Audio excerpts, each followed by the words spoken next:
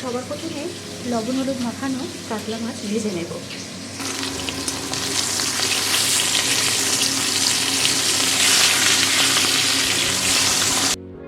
সমস্ত মাছ ভাজা হয়ে গেছে। এবারে ওই একই তেলে দিয়ে দেবো সামান্য কালো জিরে আর একটা চেরা কাঁচা লঙ্কা। দিয়ে দেবো একটা ছোট সাইজের পেঁয়াজ,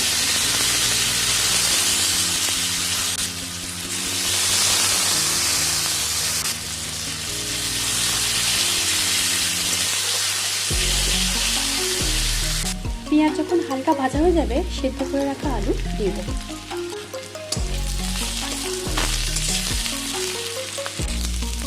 দিয়ে দেবো একটা টমেটো,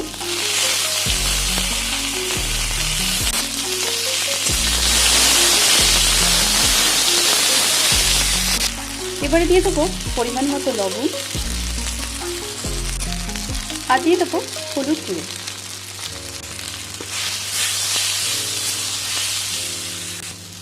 এবারে দিয়ে দেবো গরম জল।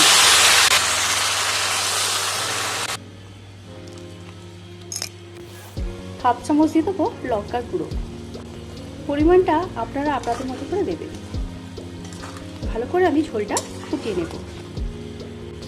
ঝোলটা যখন সুন্দর করে ফুটতে শুরু করে দেবে তখন দিয়ে দেবো ভেজে রাখা মাছ।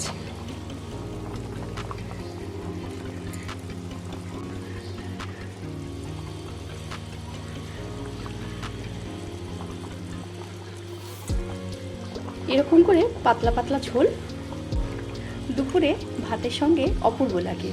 বানিয়ে দেখবেন। গরম গরম পাতলা ঝোল, মাছের ঝোল ভাতের সঙ্গে হয়ে গেছে। এবার দিয়ে দেবো উপর থেকে ধনেপাতা কুচি আর একটা কাঁচা লঙ্কা।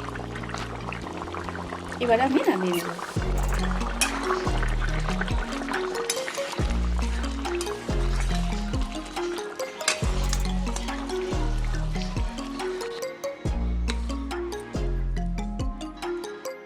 আমার আজকের এই কাতলা মাছের পাতলা ঝোল কেমন হলো কমেন্ট বক্সে কমেন্ট করতে কিন্তু ভুলবেন না। আমার রান্না যদি ভালো লাগে চ্যানেলটিকে সাবস্ক্রাইব করে পাশে থাকবেন। ভালো থাকবেন, সুস্থ থাকবেন। ততক্ষণের জন্য ধন্যবাদ, নমস্কার, টাটা।